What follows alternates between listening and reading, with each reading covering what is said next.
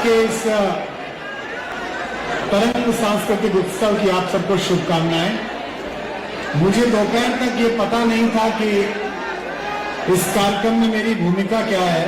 मुझे कहा गया था कि विश्वविद्यालय के बच्चे हैं और उनके साथ बात करनी है, लेकिन जो जन सैलाब यहाँ दिखाई दे रहा है, आप सब जो युवा यहाँ बैठे हैं, जो इंजीनियर बनेंगे, प्रोफेसर बनेंगे, डॉक्टर बनेंगे, और इलाका ऐसा है कि हो सकता है नेता भी बने, क्योंकि संभावना ज्यादा है।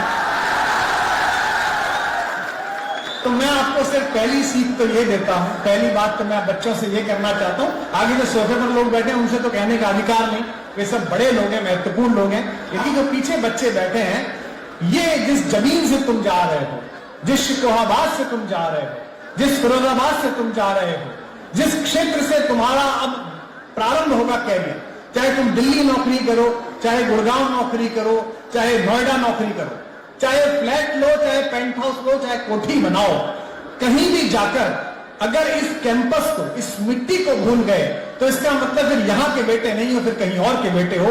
ये ध्यान रखना, हाथी घूमे गांव गांव, जिसका हाथी उसका नाम, सदा ध्यान रखना है। इसलिए ये बहुत आवश्यक है। मैं आज दिल्ली से चला तो मेरे को एक पत्रकार का फोन आया, मैं बात कर रहा था प्रोफेसर साहब से, उन्होंने मुझसे कहा कि कहां जा रहे हैं, तो मैंने कहा शिकोहाबाद जा रहा हूं। शिकोहाबाद में इतना बड़ा कार्यक्रम कौन कर रहा है जो आपको अफोर्ड करे? तो मैंने कहा नहीं, एक विश्वविद्यालय का कार्यक्रम है और भाई साहब का फोन आया था, और हमारे बड़े भाई हैं, बड़े पत्रकार हेमंत शर्मा जी, उनका भी आदेश आया था, तो जाना जरूरी है। कौन सा है? मैंने कहा जेएस विश्वविद्यालय। तो वो दिल्ली के पत्रकार है, बोले अच्छा वो यादवों की जो यूनिवर्सिटी है। और जिस तरह से ताली बजी उससे लग रहा है कि पूरी ही पूरी है। तो मैंने कहा हाँ वो यादवों का विश्वविद्यालय। तो वो हंसने लगे, मुझसे बोले यादवों की यूनिवर्सिटी बताओ जी, यादव के पढ़ाने लगे। तो मैंने उनसे कहा कि आपका ज्ञान अधूरा है, क्योंकि विश्व का पहला शिक्षक जिसे जगतगुरु कहा जाता है, वंदे कृष्णम जगतगुरु, वो श्री कृष्ण यदुवंशी ही था।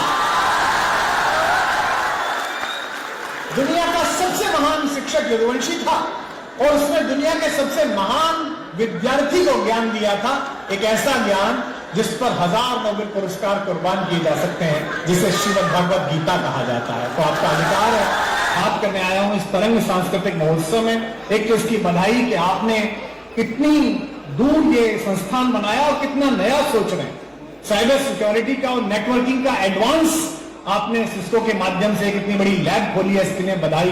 बड़े बड़े विश्वविद्यालयों में नहीं होती। तुम्हारे पास जो पीछे बच्चे हैं, असफल हो जाने का बेटा कोई कारण ही नहीं। ये जो मेरी बेटियां बैठी हैं, इन बच्चियों के पास कोई बहाना नहीं मिलेगा 20 साल बाद कि मैं सफल क्यों थी, मैं आईएएस क्यों नहीं बन पाई, मैं पीसीएस क्यों नहीं बन पाई, मैं प्रोफेसर क्यों नहीं बन पाई, मैं अच्छा नेता, अच्छा विधायक क्यों नहीं बन पाया। आपके पास कोई कारण ही नहीं है, क्योंकि आपको सर्वश्रेष्ठ चीजें मिली हैं। दुनिया के मैं 42 देशों में घूमा हूं, ऐसे हाईवेज बहुत कम देशों के पास है, इस हाईवे से चल के मैं आया हूं। ऐसा निर्माण बहुत कम देशों के पास है, ऐसा सुंदर वातावरण बहुत कम देशों के पास है, जिस मिट्टी में मैं और तुम पैदा हुए इस पश्चिम उत्तर प्रदेश की, कि थोड़ा सा पसीना ढाल के ट्रैक्टर चला दिया जाए और छींट दिया जाए, बीज तो फसल खड़ी हो जाती है, हमारे खेत बढ़ जाते हैं, हमारे। वरना देखो जाके जहां बर्फ पड़ती है, आदमी तरस जाता है कि एक सब्जी तो पैदा हो जाए। देखो जाके अफ्रीकी कंट्रीज में जहां 55-60 का टेम्परेचर है, जहां कुछ पैदा नहीं हो रहा है, और इतना सुंदर विश्वविद्यालय जहां तुमको देने के लिए सब दिया गया, तो तुम्हारे पास कोई बहाना नहीं है खुद से बचने का। इसलिए जितने लोग यहां हैं, आज ये हजारों बच्चे यहां, मैं आज अचानक यहां पर हूं, इतनी दूरी पर हूं, आपसे मिल नहीं पाऊंगा। लड़का हो वो मुझसे कहे सर आपको तो याद नहीं होगा, 20 साल पहले मेरे कैंपस में आए थे, मैं जेएस यूनिवर्सिटी का पढ़ा हुआ हूं, वहां से निकल के मैं। और ये केवल तुम्हारे ताली बजाने से और तुम्हारे शोर मचाने से नहीं होगा, ये तुम्हें रात को सोते समय रोज सोचना पड़ेगा। मैं एक छोटे से कस्बे से आया हूं, एक मास्टर का बेटा हूं, और जब मैं हिंदी की कविता में आया था तो मैं देखता था कि हिंदी के कवि अपने कथ्य में समृद्ध होते थे। ये हिंदी के कवियों का इलाका है। मैं यही कहने आया हूं कि बेटा कोई हमारे पास अब ऑप्शन नहीं है, हमारे पास कोई, जितनी बच्चियां बैठी हों, क्योंकि तुमसे ज्यादा उम्मीदें हैं बेटियां जितनी बैठी हैं, बेटा आप पढ़ोगी ना तो 2 घर सुधरेंगे। एक पुरुष पढ़ता है तो एक घर में प्रगति आती है, एक बिटिया कामयाब होती है तो 2 घरों में प्रगति आती है, इसमें पैदा होती है उसमें। और जिस घर को करना है पूरा करो, आज रात से सपना देखना शुरू करो, अपने सपने को पानी की जगह पसीना पिलाओ। वादा चाहता हूं कुमार विश्वास होने के नाते, आयु में तुमसे बड़ा होने के नाते, कि आज तक मस्ती करो, आनंद करो, कोई दिक्कत नहीं है। ये हमारा इलाका ऐसा है, बिना मस्ती के रह नहीं सकता।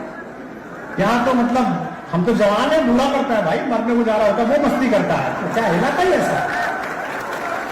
परमानंदी लोग हैं, परम आनंद में, कुछ भी नहीं है तो कहीं नहीं। लेकिन एक वादा करो कि अगले 10 वर्ष में जेएस विश्वविद्यालय के लिए, अपने इस क्षेत्र के लिए, फिरोजाबाद के लिए, शिकोहाबाद के लिए, उत्तर प्रदेश के लिए, भारत के लिए, अपने परिवार के लिए और स्वयं के लिए अभिमान का, गौरव का, स्वाभिमान का, आदर का और संतोष का विषय बनोगे। जो जो लोग मुझसे वादा करते हो वो दोनों हाथ उठाकर तालियां बजाकर मुझे बताएं कैसा करें।